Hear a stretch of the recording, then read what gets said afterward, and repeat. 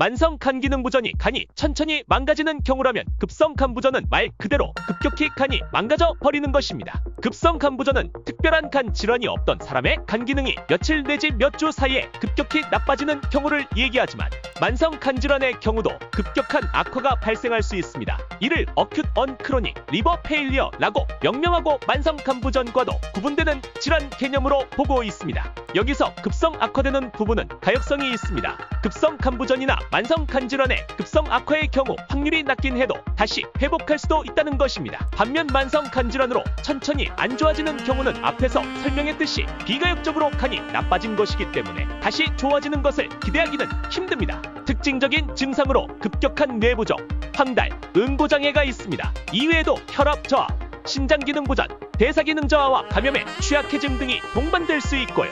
이 중 간성뇌증과 뇌부종이 급성 간 부전에서 중요합니다. 경련이나 선망 등의 신경 증상이 빈번하게 발생하며 급격하게 혼수 상태로 진행될 수 있습니다. 물에 빠진 것 아니었나? 갑자기 우주? 뇌증이 심한 경우 뇌부종과 뇌압 상승이 동반되어 환자가 사망할 수 있습니다. 뇌부종은 특히 만성 간 질환에서 나타나지 않고 급격한 간 부전이 진행될 때 특징적으로 많이 나타납니다. 일부 환자들은 간이식 없이 회복하기도 하지만 대다수의 환자들은 응급 간이식을 필요로 합니다. 살려줘.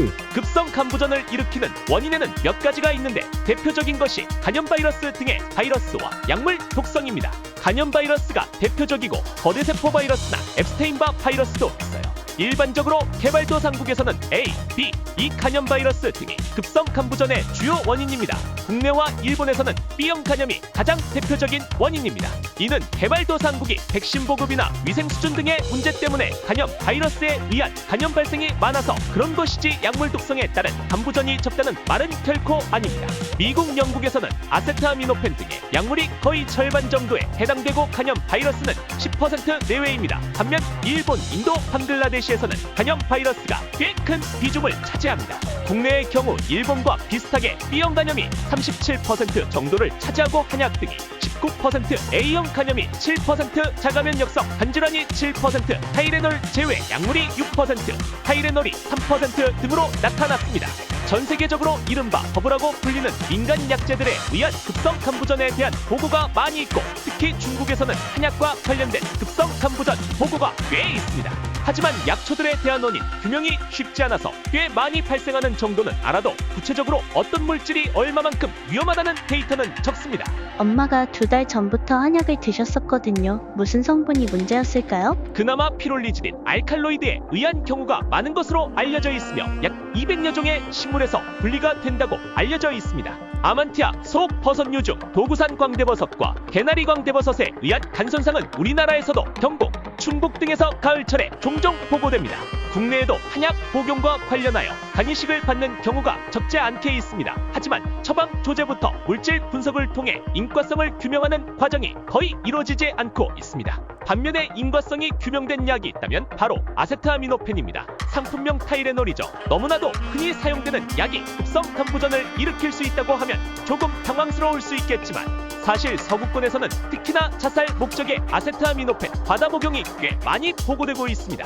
이 때문에 포장 방식의 변경이라든지 과다 처방을 막기 위한 조치들이 이루어질 정도라고 하니까 꽤 심각한 문제라고 볼 수 있겠습니다. 끙끙 왜 이렇게 뜯기 어려? 물론 일반적인 상황에서 적정 용량을 복용하는 것으로 급성 간 부전이 오지는 않습니다. 다만 만성 알코올 중독이라든지 간독성이 있는 약을 함께 복용하는 사람이 아세트아미노펜을 일반적인 복용량으로 며칠에 걸쳐서 복용하는 경우에도 발생하는 경우가 있습니다. 지금도 충분히 힘든데 따라서 권장 용량을 건강한 사람이 며칠 복용하는 것은 큰 문제 없겠으나 간이 이미 안 좋거나 간독성이 있는 약을 함께 먹는 사람이 지속적으로 먹는 경우는 주의가 필요하겠죠. 참고로 간이식 환우들은 건강한 간을 가진 상태이므로 큰 우려는 하지 않으셔도 됩니다. 급성 간 부전이 발생 후 응급으로 간이식을 받지 못하는 경우 환자 사망률이 50에서 80%에 이를 정도로 불량합니다. 특히 예후는 발생 원인과 관련성이 높은데 아세트아미노펜, A형 간염, 임신, 쇼크가 원인인 경우에 그나마 괜찮습니다. 이식 없이 생존 가능성이 60% 정도였습니다. 이 말은 40%에서는 이식이 필요했다는 얘기죠. 반면에 아세트아미노펜을 제외한 약물 독성, 비염 간염, 자가면 역성간 질환, 윌슨병, 버드케아리 증후군, 악성 종양, 원인 미상인 경우 이식 없이 생존할 가능성은 30% 이하였습니다. 국내 원인 중 A형 간염이 7%, 아세트아미노펜이 3% 정도로 고작 10% 밖에 되지 않으므로 급성 간부전에서 간이식의 필요성이 매우 높다는 것을 짐작할 수 있습니다. 그나마 아세트아미노펜과 일부 비아세트아미노펜 약물에 의한 급성 간부전에서 N아세틸시스테인 주사가 해독제로서 증상 보전이 되기도 하지만 뇌증이 심한 경우는 역부족입니다. 신부전에서 사용되는 투석과 유사한 체간 지지요법도 연구가 되고 있으나 실험적인 단계에서만 활용되고 있습니다.